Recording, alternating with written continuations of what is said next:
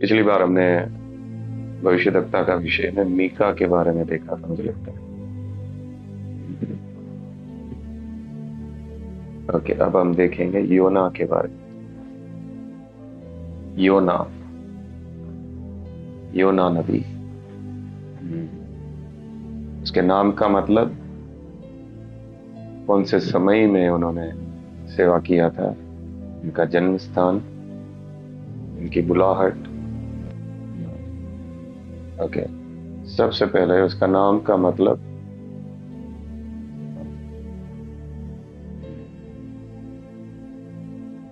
योना 1 का 1 पढ़ेंगे। यहोवा का यह वचन अमित्य के पुत्र योना के पास पहुंचा। हाँ, अमीते के पुत्र योना। योना का मतलब होता है कबूतर। उनके पिताजी का नाम लिखा है अमीते। योना शब्द का मतलब है कबूतर। ओके,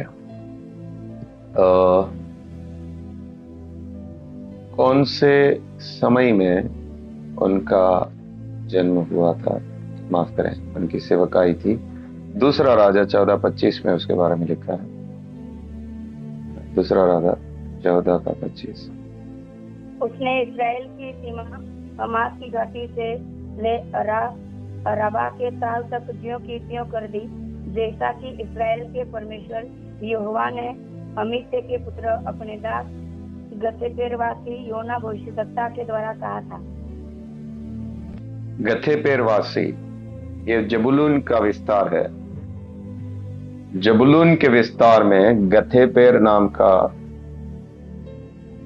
जगह, गथेपेर नाम का गांव से वो थे। और ये 8वीं सदी में यारोबाम, दूसरा यारोबाम के समय में उन्होंने सेवकाई की थी। 793 से 753 ईसा पूर्व उनकी सेवकाई थी। ओके, अब उनकी बुलाहट के बारे में देखते हैं। उनकी बुलाहट क्या थी? योना 1 का 1 और 2 पढ़िए। ओके, हाँ पढ़िए। यहोवा का यह वचन अमित्य के पुत्र योना के पास पहुंचा। उठकर उस बड़े नगर निनवे को जा और उसके विरुद्ध प्रचार कर, क्योंकि उसकी बुराई मेरी दृष्टि में बढ़ गई है। योना की बुलाहट, परमेश्वर का वचन इस्राएल को देने के लिए नहीं बोला, निनवे को। ये असूर साम्राज्य, असूरी साम्राज्य का बड़ा शहर था। 1,20,000 लोग एक शहर में रहते थे। 3 दिन चलने का सफर था, सफर करने वाला बड़ा शहर था। और उसको बोला, उधर जाकर तुझे प्रचार करना है, निनवे में जाकर प्रचार करना है, इस्राएल में नहीं। इस्राएल में 2 भाग हुए थे, एक यहूदा और एक इस्राएल। योना जो थे वो इस्राएल के उत्तरी भाग में इस्राएल के थे, गथेपेर के उस जगह के वो भविष्यद्वक्ता थे। लेकिन उसको प्रचार इस्राएल की प्रजा को नहीं करना, उसको पश्चाताप का प्रचार असूरी साम्राज्य का बड़ा शहर निनवे को करना है। और ये बात योना को पसंद नहीं आती। योना को, अभी हम देखेंगे, योना भाग जाते हैं। पढ़ेंगे 3री आयत। परंतु योना यहोवा के सन्मुख से तरसीस को भाग जाने के लिए उठा और याफा नगर को जाकर तरसीस जाने वाला एक जहाज पाया और भाड़ा देकर उस पर चढ़ गया कि उनके साथ यहोवा के सन्मुख से तरसीस को चला जाए। यहोवा के सम्मुख से तरशीश को चला जाए। वो प्रचार करने नहीं जाना चाहते, और न जाने का कारण क्या था? 4 का 2 पढ़िए।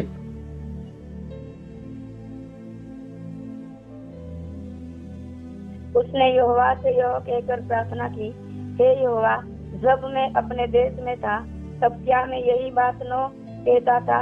इसी कारण मैंने तेरी आज्ञा सुनते ही तरसीस को भाग जाने के लिए फुर्ती की, क्योंकि मैं जानता था कि तू अनुग्रहकारी और दयालु परमेश्वर है और विलम्ब से कोप करने वाला करुणा निदान है और दुख देने से प्रसन्न नहीं होता।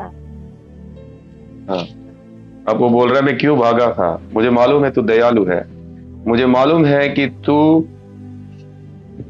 निनवे के पाप क्षमा कर देगा, तू निनवे के ऊपर से क्रोध हटा देगा। और ये उसको पसंद नहीं था। असुरी लोग इस्राएल के दुश्मन थे, ये क्रूर थे और इस्राएल के दुश्मन थे। और योना बिल्कुल नहीं चाहता है कि दुश्मनों को माफी मिले। योना बिल्कुल नहीं चाहता है कि उसके ऊपर दया हो। योना बिल्कुल नहीं चाहता है कि असुरी लोग परमेश्वर की दया का पात्र बने।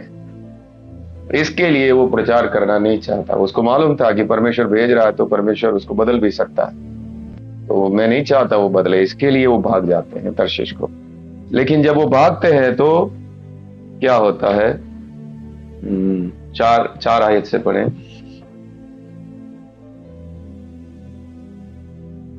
एक का 4 से। तब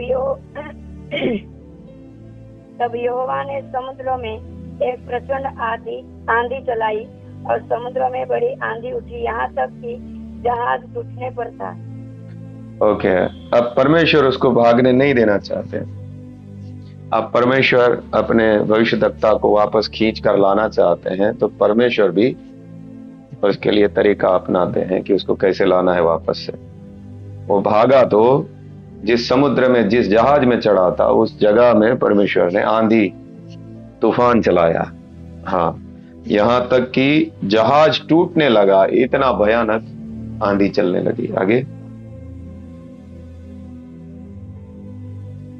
तब मल्लाह लोग डर कर अपने अपने देवता की दुहाई देने लगे और जहाज में जो व्यापार की सामग्री थी उसे समुद्र में फेंकने लगे कि जहाज हल्का हो जाए।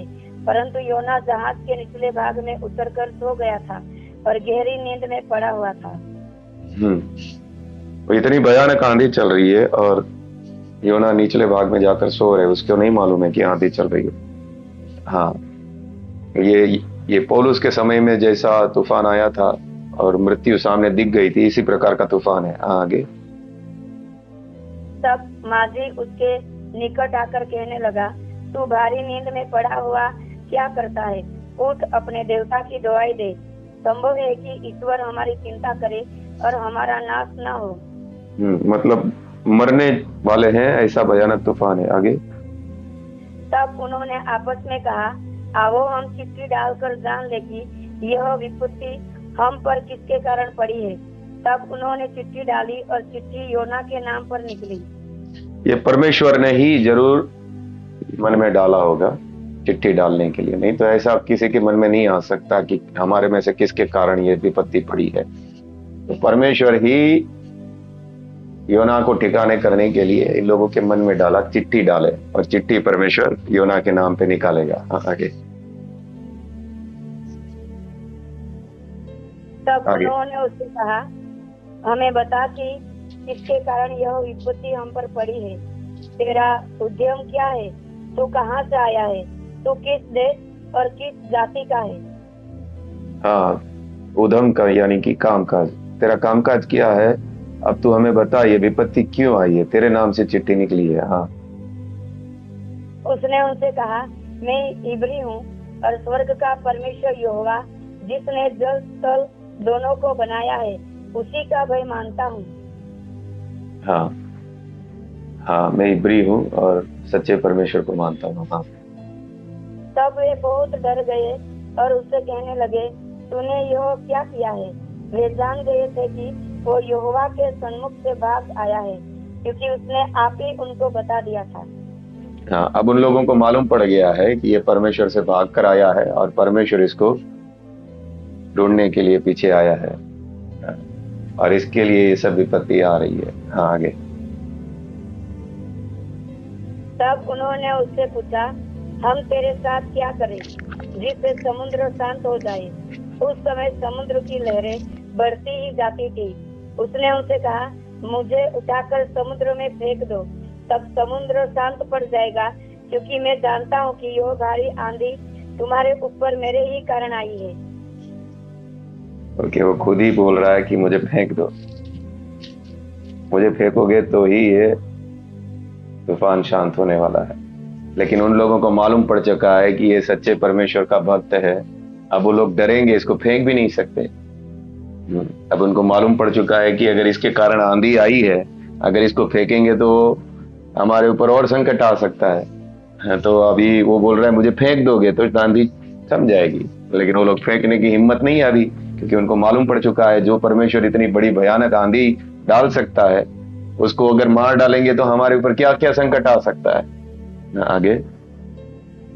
तो भी वे बड़े यत्न से कहते रहे कि उसको किनारे पर लगाए, परंतु पहुंच न सके, क्योंकि समुद्र की लहरें उनके विरुद्ध बढ़ती ही जाती थी। हाँ, उसकी बात नहीं सुन रहे हैं, उसको फेंक नहीं रहे हैं। वो लोग कैसे भी करके किनारे पे पहुंचना चाहते हैं, लेकिन वो पहुंच ही नहीं पा रहे। अभी मजबूरी में इसको फेंकना पड़ेगा। हाँ, आगे। तब उन्होंने यहोवा को पुकार कर कहा, हे यहोवा, हम विनती करते हैं कि इस पुरुष के प्राण के बदले हमारा नाश न हो, और तू हमें निर्दोष की हत्या का दोषी ठहरा, क्योंकि हे यहोवा, जो कुछ तेरी इच्छा थी वही तूने किया है। हाँ, वो लोग प्रार्थना करके अब फेंकेंगे उसको। हाँ, आगे। तब उन्होंने योना को उठाकर समुद्र में फेंक दिया, और समुद्र की भयानक लहरें थम गई। तब उन मनुष्य ने यहोवा का बहुत ही भय माना और उसको भेंट चढ़ाई और मन्नतें मानी। हाँ, उन लोगों को यहाँ पर हम देख सकते हैं इन लोगों का भी उद्धार का हाँ, हाँ, परमेश्वर ने इन लोगों को भी उद्धार पाने के लिए मौका दे दिया। इन लोगों ने भी इस सच्चे परमेश्वर के ऊपर विश्वास किया। ये सब घटनाओं को देखकर मन्नतें मानी और उनका भय माना। हाँ, इस घटना के द्वारा इन लोगों का भी विश्वास सच्चे परमेश्वर के ऊपर आ गया, यहोवा परमेश्वर के ऊपर आ गया। हाँ, आगे। यहोवा ने एक बड़ा सा मत्स्य ठहराया था कि योना को निगल ले, और योना उस महामत्स्य के पेट में 3 दिन और 3 रात पड़ा रहा। हाँ, जब इसको पानी में फेंका तो मछली ने इसको निगल लिया। महामत्स्य, कोई बड़ी मछली हो सकता है, वेल मछली, और हो सकता है वेल से भी थोड़ी छोटी आती है जो इंसानों को खा सकती है। तो बड़ी मछली है यहाँ पर। अब बड़ी मछली ने योना को निगल लिया है। अभी ये मछली के पेट में चला गया है। हाँ, ओके। अब परमेश्वर अपने भविष्यद्वक्ता को, जो परमेश्वर की इच्छा करने से भाग रहा है, क्योंकि उसको नहीं चाहिए कि दुश्मनों को माफी मिले, दुश्मनों को परमेश्वर स्वीकार करें, इसके लिए वो भाग रहा है। वो उसको संदेश देना नहीं चाहता है, और परमेश्वर उसके पीछे जा रहा है, और परमेश्वर उसको वापस लाना चाहते हैं। और इसके लिए तूफान भेजा। तूफान से अभी उसको मछली के पेट में जाना पड़ा। अब आगे देखते हैं मछली के पेट में क्या होता है। हाँ, आगे। हाँ, 2:1। तब योना ने उसके पेट में से अपने परमेश्वर यहोवा से प्रार्थना करके कहा, मैंने संकट में पड़े हुए यहोवा की दुहाई दी, और उसने मेरी सुन ली है। अधोलोक के अंदर में से मैं चिल्ला उठा, और तूने मेरी सुन ली। आगे। तूने मुझे गहरे सागर में समुद्र की तह तक डाल दिया, और मैं धाराओं के बीच में पड़ा था। तेरी भड़काई हुई सब तरंगे और लहरें मेरे ऊपर से बह गई। तब मैंने कहा, मैं तेरे सामने से निकाल दिया गया हूँ।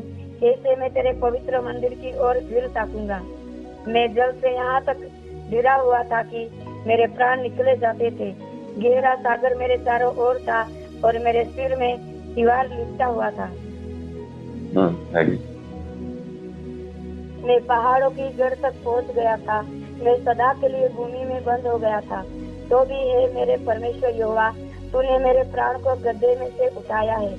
जब मैं मूर्छा खाने लगा तब मैंने यहोवा को स्मरण किया और मेरी प्रार्थना तेरे पास वरन तेरे पवित्र मंदिर में पहुंच गई। जो लोग धोखे की व्यर्थ वस्तुओं पर मन लगाते हैं वे अपने करुणा निदान को छोड़ देते हैं, परंतु मैं ऊंचे शब्द से धन्यवाद करके तुझे बलिदान चढ़ाऊंगा। जो मन्नत मैंने मानी उसको पूरी करूंगा। उद्धार यहोवा ही से होता है। तब यहोवा ने मत्स्य को आज्ञा दी और उसने योना को स्थल पर उगल दिया। ओके, मछली के पेट में, अभी यहाँ पर एक सवाल है, मैं इस पर सोच रहा था। क्या योना जब मछली के पेट में है, मछली पानी में है और वो उसके पेट में है, 3 रात दिन उस पेट में रहा, योना जीवित है या मर गया है?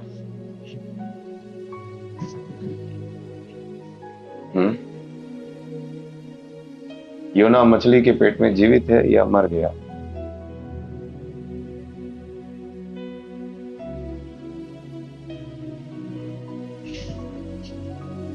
कोई बोले, क्या लगता है आपको?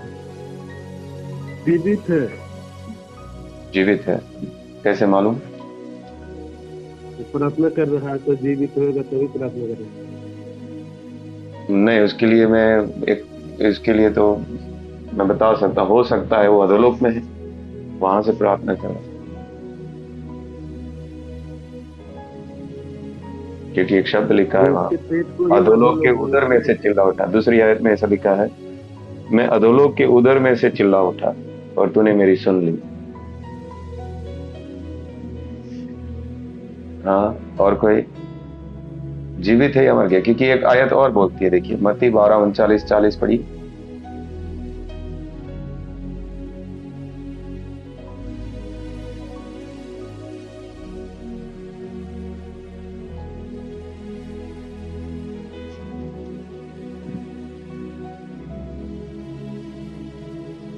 उसने उन्हें उत्तर दिया, इस युग के बुरे और व्यभिचारी लोग चिन्ह ढूंढते हैं, परंतु योना भविष्यद्वक्ता के चिन्ह को छोड़ कोई और चिन्ह उनको न दिया जाएगा। योना 3 रात दिन जल जंतु के पेट में रहा, वैसे ही मनुष्य का पुत्र 3 दिन रात दिन पृथ्वी के भीतर रहेगा। ओके, योना जीवित है या मरा हुआ है? योना पेट में जीवित है। लेकिन यहाँ पे यीशु मसीह बोल रहे, जैसे योना 3 दिन मछली के पेट में रहा, ऐसा मैं पृथ्वी के भीतर रहूंगा। योना मछली के पेट में परमेश्वर उसको जीवित रखा था, मैं सब कुछ बताव कर रहा है। लेकिन क्या उसका आधार क्या? क्योंकि यहाँ पर यीशु मसीह तो 3 दिन पृथ्वी में मरा हुआ था ना, पृथ्वी के भीतर।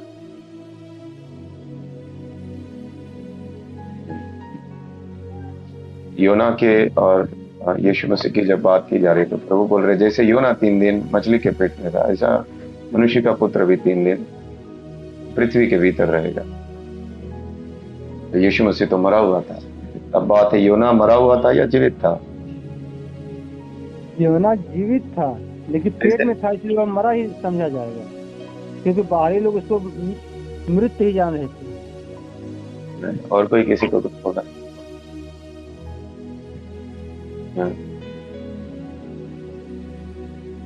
मरा है, जिंदा है? ओके, देखिए ये इसको हम प्रमाणित नहीं कर सकते, क्योंकि दोनों तरफ से हम देख सकते हैं। यीशु मसीह 12:1 में पढ़ेंगे ना तो हमें मालूम पड़ता है वो जीवित है। 1 पढ़िए। कोई ब्रदर 2 का 1, योना 2 का 1।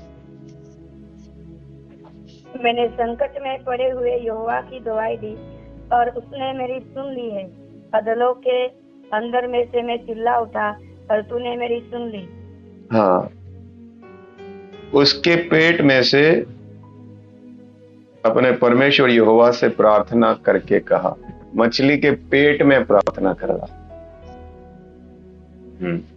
तो यहाँ पर क्लियर है कि वो मछली के पेट में से प्रार्थना कर रहा।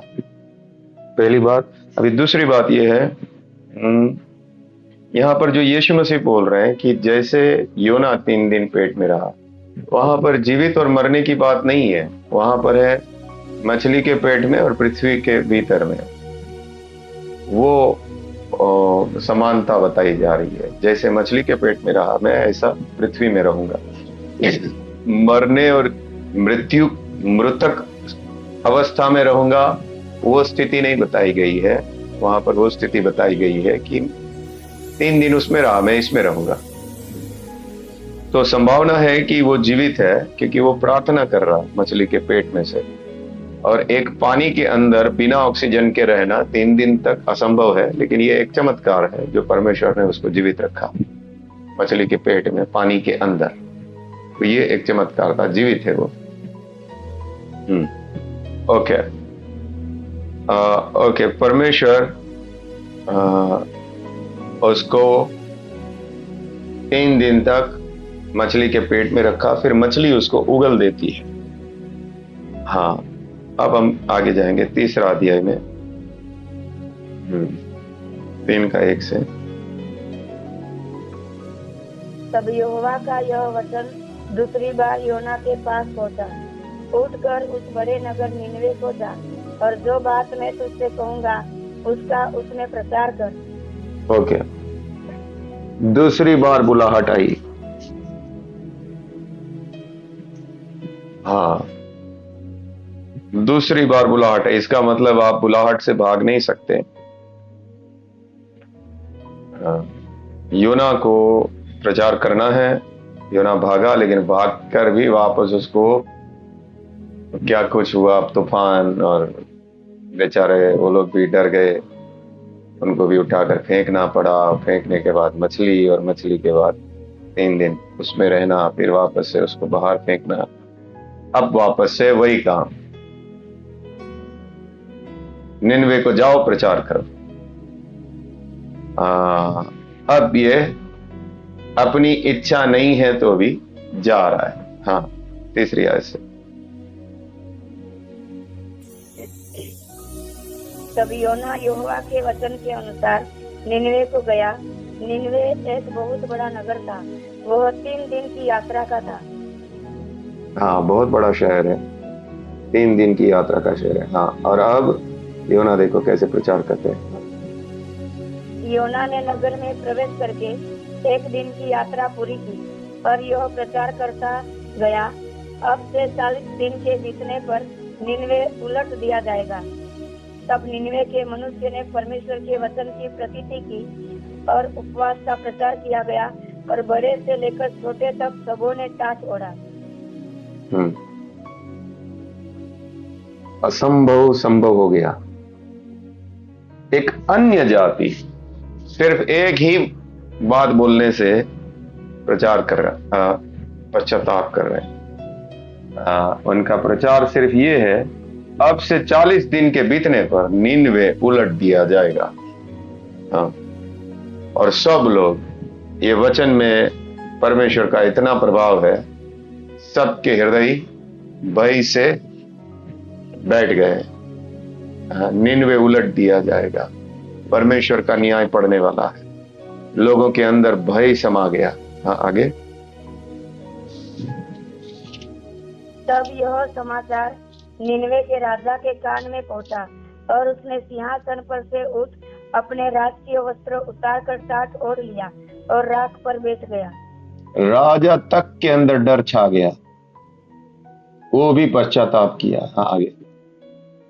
राजा ने प्रधानों से सम्मति लेकर निनवे में इस आज्ञा का ढिंढोरा पिटवाया, क्या मनुष्य, क्या गाय बैल, क्या भेड़ बकरी या अन्य पशु कोई कुछ भी न खाए, वे न खाए और न पानी पिए।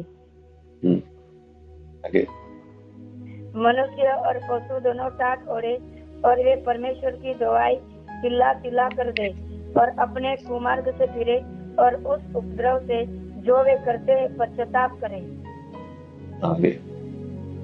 संभव है परमेश्वर दया करे और अपनी इच्छा बदल दे, और उसका भड़का हुआ कोप शांत हो जाए, और हम नष्ट होने से बच जाए। ओके।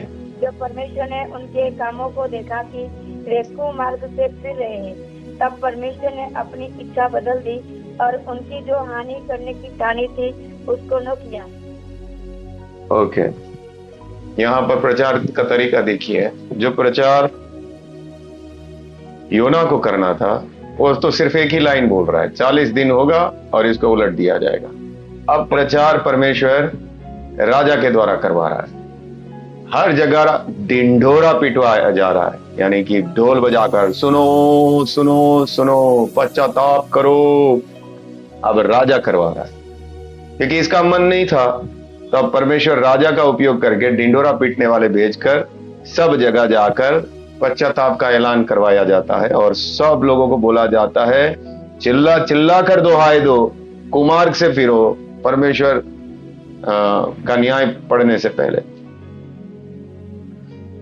और सब लोग मन फिरा लेते हैं और परमेश्वर भी जो न्याय करने वाले थे, जो दंड देने वाले थे, उससे भी परमेश्वर ने भी मन फिरा लिया कि मैं अब इनका दंड नहीं दूंगा। अब मैं इसको पढ़ते समय मेरे अंदर एक सोच आया, क्या ये न्याय सिर्फ सांसारिक था या नरक से भी इनको बचाया गया? हाँ, ये निनवे के ऊपर जो न्याय पड़ने वाला था वो आने वाले नरक से भी बचने का न्याय से बचाया गया है या सिर्फ संसार में आने वाले न्याय से बचाया गया? जैसे सदोम और अमोरा के ऊपर न्याय पड़ा था, आग बरसी थी, ऐसा न्याय से बचाया गया है कि नरक, आने वाले नरक से भी बचाया गया है? आपको क्या लगता है? हमें तो मालूम प्रतीत होता कि इन लोगों को नरक से बचाया परमेश्वर ने। नहीं तो एक आयत, नहीं, एक मिनट, आयत पढ़िए ना, इसमें क्या लिखा है? ये तो लिखा लास्ट में, जब परमेश्वर ने उसके कामों को, एक मिनट, हाँ ठीक है, 3-4 पढ़िए, चौथी आयत।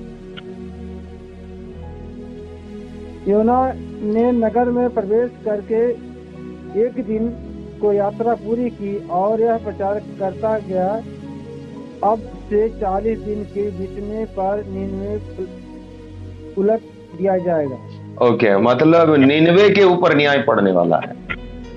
अगर 40 दिन में तुम लोगों ने पश्चाताप नहीं किया तो निनवे की हालत तहस नहस कर दिया जाएगा। तो ये तो सांसारिक न्याय है। हाँ ओके, और किसी को कुछ बोलना है? ये सिर्फ सांसारिक न्याय से बचाए गए हैं या आने वाले नरक के न्याय से भी बचाए गए? अगर उसके लिए प्रमाण आप म्यूट पे रखें सुरेंद्र भाई। हाँ, और कोई कुछ बोलना चाहे? ये न्याय कौन सा न्याय से बचाया गया है?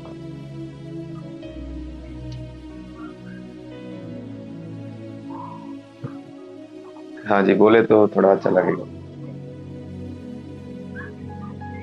नरक से भी हमने बचाया। हाँ, लेकिन प्रमाण क्या है? नरक से भी बचाया।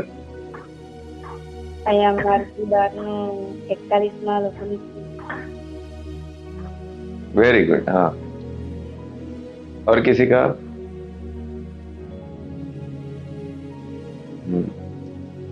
ओके, देखिए बहुत अच्छा वचन उन्होंने, कैसे मालूम पड़ा आपको ये वचन? हाँ नहीं, लेकिन अचानक आपके मन में आया या कैसा? नहीं, मन में हुई मत। हाँ यस, मत्ती 12:41 पढ़िए। निनवे के लोग न्याय के दिन इस युग के लोगों के साथ उठकर उन्हें दोषी ठहराएंगे, क्योंकि उन्होंने योना का प्रचार सुनकर मन फिराया, और देखो यहाँ वो है जो योना से भी बड़ा है।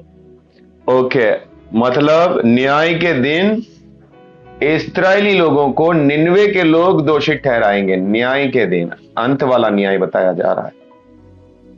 हाँ, मतलब न्याय के दिन इस युग के निनवे के लोग जिन्होंने पश्चाताप किया था, उन लोगों को नरक का न्याय से भी बचाया जाएगा।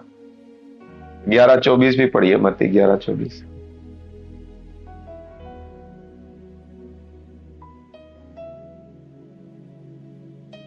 पर मैं तुमसे कहता हूँ कि न्याय के दिन तेरी दशा से सदम की दशा अधिक सहने योग्य होगी। 11:24 पढ़ा। માથી 11નું સુન. हाँ, ओके।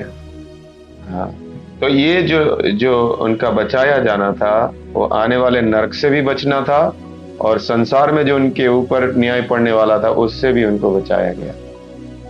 हाँ, उन्होंने यहोवा परमेश्वर के ऊपर विश्वास किया, उन्होंने पश्चाताप किया, अपने देवताओं को बात सुनकर नहीं, यहोवा की बात सुनकर पश्चाताप किया। ओके। लेकिन ये बात योना को अच्छी नहीं लगती, इन्होंने पश्चाताप किया। हाँ, 4:1 से पढ़ेंगे। यह बात योना को बहुत ही बुरी लगी और उसका क्रोध भड़का। हाँ, उसको गुस्सा आ गया कि इन लोगों ने पश्चाताप कि इन लोगों के ऊपर न्याय नहीं पड़ेगा। हाँ, आगे। उसने यहोवा से यह कहकर प्रार्थना की, हे यहोवा, जब मैं अपने देश में था तब क्या मैं यही बात न कहता था? इसी कारण मैंने तेरी आज्ञा सुनते ही तरसीस को भाग जाने के लिए फुर्ती की, क्योंकि मैं जानता था कि तू अनुग्रहकारी और दयालु परमेश्वर है और विलम्ब से कोप करने वाला, करुणा निधान है और दुख देने से प्रसन्न नहीं होता। हाँ, मुझे मालूम था कि तू दया करेगा, इसके लिए मैं भाग गया था। हाँ, आगे। इसलिए अब है यहोवा, मेरा प्राण ले ले, क्योंकि मेरे लिए जीवित रहने से मरना ही भला है। हाँ, वो इसको दूसरे को माफी मिली, इससे उसको अभी जीवित नहीं रहना है। मुझे इतना बुरा लग गया, अब मुझे मर जाना है, तूने इसको माफ क्यों किया? अब इसको इतना बुरा लग रहा है, कोई किसी को जीवन दान मिल गया तो अब मैं मरना चाहता हूँ। हाँ, आगे। यहोवा ने कहा, तेरा जो क्रोध भड़का है, क्या वो उचित है? हाँ, ये कोई बात ठीक है? हाँ, कि तुझे इस बात के लिए गुस्सा आ रहा है? हाँ, आगे। इस पर योना उस नगर से निकलकर उसकी पूरब और बैठ गया और वहाँ एक छप्पर बनाकर उसकी छाया में बैठा हुआ यह देखने लगा कि नगर का क्या होगा। अभी भी वो चाहता है कि नगर में परमेश्वर का न्याय पड़े। ऊपर जाकर छप्पर बनाकर बैठ गया, देखना चाहता है इस नगर का क्या होगा। हाँ, आगे। तब यहोवा परमेश्वर ने एक रेड़ का पेड़ उगाकर ऐसा बढ़ाया कि योना के सिर पर छाया हो, जिससे उसका दुख दूर हो। योना उस रेड़ के पेड़ के कारण बहुत ही आनंदित हुआ। ओके, ये रेंड का पेड़ का मतलब है, ये एक बेल है। बेल जो होती है, गोड लिखा है। गोड का मतलब लौकी का बेल होती है ना, बहुत सारा, वो जैसे अंगूर की बेल होती है वगैरह, वो फैल जाती है तो उससे छाया मिलता है। तो ऐसी कोई बेल है, उगा दिया प्रभु ने, तो उससे उसको छाया मिलने लगा, तो बहुत खुश हो गया। हाँ, अभी परमेश्वर योना को लेसन सिखाने के लिए ये रेंड का पेड़ उगाया है, ये बेल लगवाया। उसको वो आनंदित हो गया, उसका सारा गुस्सा चला गया जब उसको अच्छा छाव मिल गया। हाँ, आगे। सवेरे जब वो फटने लगी तब परमेश्वर ने एक कीड़े को भेजा, जिसने रेड़ का पेड़ ऐसा काटा कि वो सूख गया। हाँ, अब वो बेल जो पूरा उसके ऊपर छाया दे रहा था, वो सब पत्ते सूख गए, वापस से धूप लगने लगा। हाँ, आगे। जब सूर्य उगा तब परमेश्वर ने पूर्वाई बहाकर लू चलाई और धूप योना के सिर पर ऐसी लगी कि वो मूर्छित होने लगा, और उसने यह कहकर मृत्यु मांगी, मेरे लिए जीवित रहने से मरना ही अच्छा है। अब इसको धूप लग रही है, इसके लिए उसको गुस्सा आ रहा है। अब वो बोल रहा है मुझे मरना है। हाँ, आगे। परमेश्वर ने योना से कहा, तेरा क्रोध जो रेड़ के पेड़ के कारण भड़का है, क्या वो उचित है? उसने कहा, हाँ, मेरा जो क्रोध भड़का है वह अच्छा ही है, वरन क्रोध के मारे मरना भी अच्छा होता है। अच्छा पेड़ तूने क्यों सुखा दिया। अब प्रभु उनको एक लेसन देना चाहते हैं हाँ इसके द्वारा। एक पेड़ सूखने से तुझे इतना गुस्सा आ रहा है, तो तुझे वो पेड़ इतना प्यारा लग रहा था जिससे तुझे छांव मिल रही थी। हाँ हाँ आगे। हाँ तब यहोवा ने कहा, जिस पेड़ के लिए तूने कुछ परिश्रम नहीं किया, न उसको बढ़ाया, जो एक ही रात में हुआ और एक ही रात में नष्ट भी हुआ, उस पर तूने तरस खाई है। आगे। फिर यह बड़ा नगर निनवे, जिसमें 1,20,000 से अधिक मनुष्य है, जो अपने दाहिने बाएं हाथों का भेद नहीं पहचानते, और बहुत से घरेलू पशु भी उसमें रहते हैं, तो क्या मैं उस पर तरस न खाऊं? ओके। तो इस पेड़ के लिए इतना चिंतित हो गया कि वो मुरझा गया, तुझे उसके ऊपर इतनी तरस आई, तो इसके कारण इतना क्रोधित हो गया। मैं 1,20,000 मनुष्यों के कारण मैं तरस ना खाऊं, मैं उनको मरने दे दूं उनके पापों में, क्या मुझे उसके ऊपर दया करना उचित नहीं था? एक लेसन सिखाने के लिए ये पेड़ का उदाहरण परमेश्वर उनको देते हैं। ओके। इस किताब में मुख्य बात योना का संदेश नहीं है, योना स्वयं है। योना की किताब में फोकस पूरा इस नबी के ऊपर है। इसके द्वारा परमेश्वर बात करना चाहता है लोगों से। पहली जो मुख्य बात है वो ये है कि आप परमेश्वर की बुलाहट से भाग नहीं सकते, चाहे कुछ भी हो जाए। परमेश्वर दूसरा मौका देने वाला परमेश्वर है।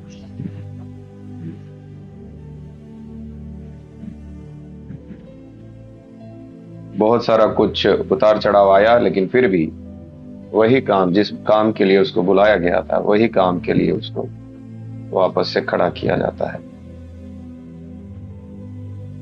ऐसी ही घटना एक और व्यक्ति के बारे में हम देखते हैं, जो एक बहुत ही अच्छा सेवक, नए नियम का सेवक है, जिनको दूसरा मौका दिया गया। उसको भी, वो भी परमेश्वर की बुलाहट से भागना चाहता था, लेकिन उसको दूसरा मौका दिया गया। कोई बता सकते हैं कौन है नए नियम में जो परमेश्वर की? पतरस। हाँ जी, पतरस परमेश्वर की बुलाहट से भागना चाहता था, गिर गया था, लेकिन परमेश्वर उसको दूसरा मौका देते हैं। मत्ती 26 उसका 72 पढ़ेंगे।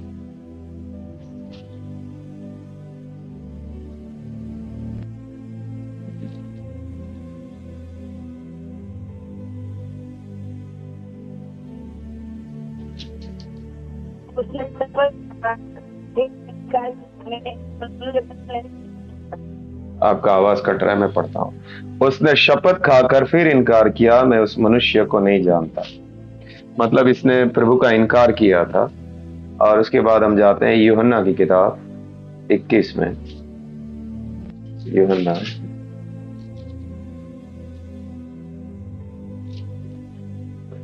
यूहन्ना की किताब 21 का 2 पढ़े।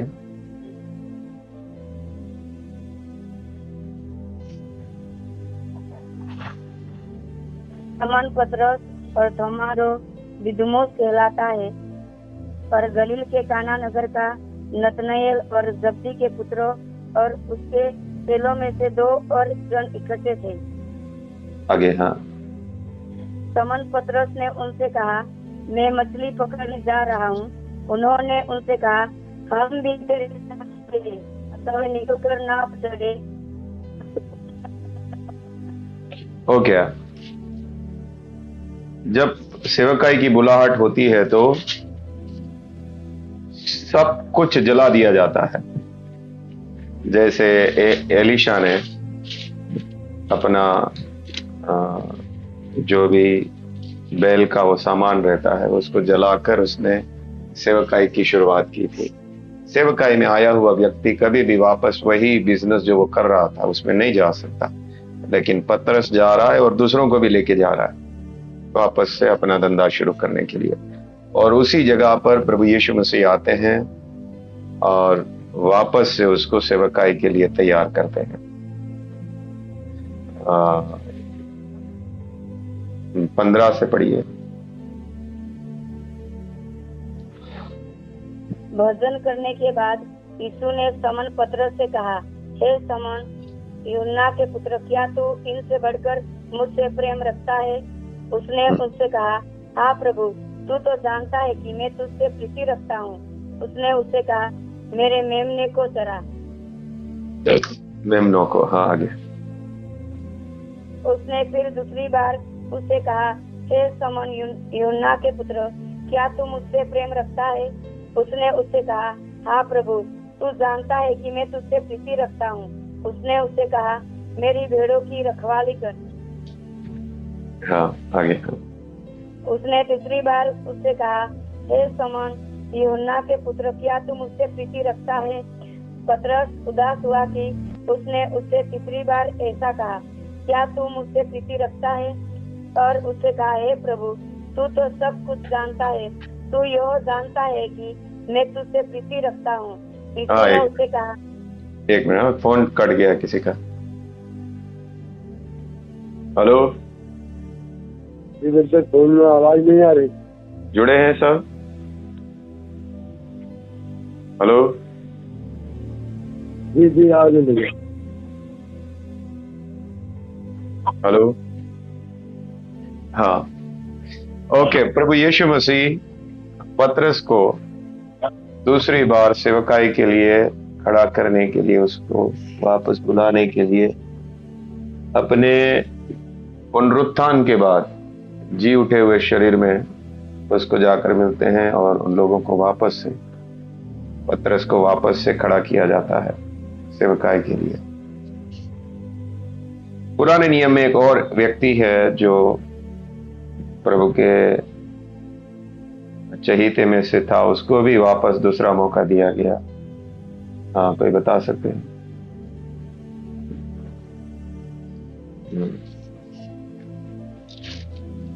पुराने नियम में और कोई है? दूसरा मौका दिया गया उसको भी।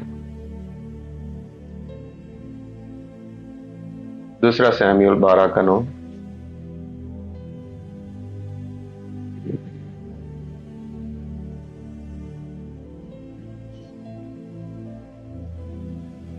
दूसरा सैमुएल 12:9 पढ़ेंगे।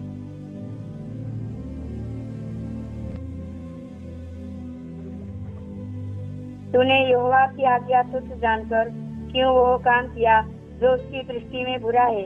इतनी उरिया को तूने तलवार से घात किया और उसकी पत्नी को अपनी कर लिया है, और उरिया को अमन्यों की तलवार से मरवा डाला है।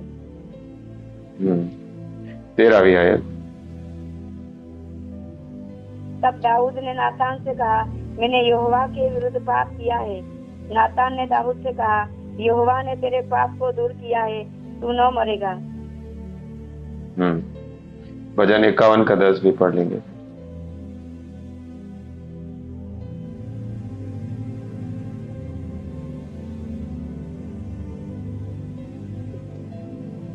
हे परमेश्वर, मेरे अंदर शुद्ध मन उत्पन्न कर और मेरे भीतर स्थिर आत्मा नए सिरे से उत्पन्न कर।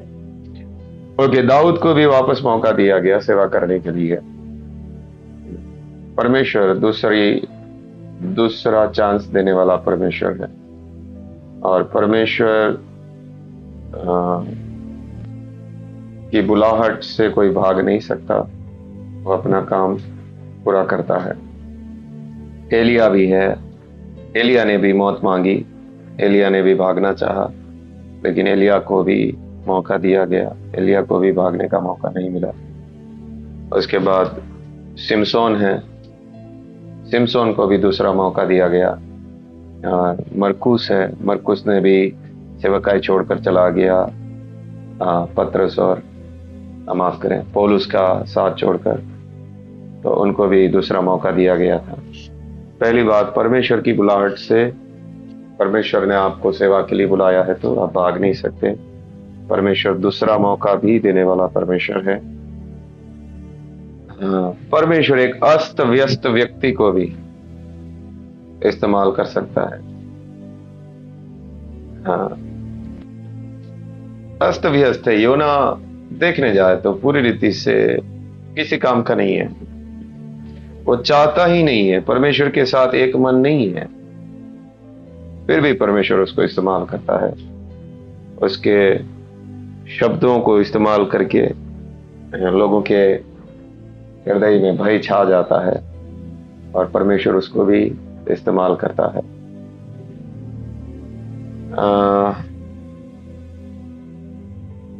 ओके,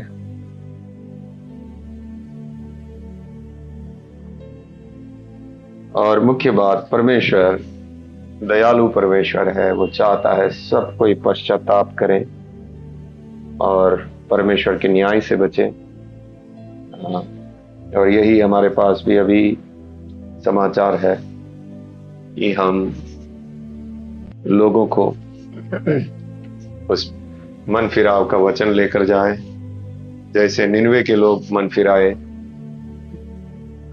परमेश्वर चाहते हैं कि हमारे विस्तार के लोग भी मन फिराएं। योना को परमेश्वर ने बुलाया, ऐसे ही हम विश्वासियों को भी अपनी अपने स्थानों में अपनी अपनी विस्तारों के लिए मन फिराव का वचन लेकर जाने के लिए परमेश्वर ने हम सबको बुलाया है। परमेश्वर नहीं चाहता किसी का भी नाश हो, हर कोई मन फिराएं, उसके पुत्र के द्वारा, उस क्रूस के द्वारा लोग उद्धार पाएं, आने वाले न्याय से बच जाएं।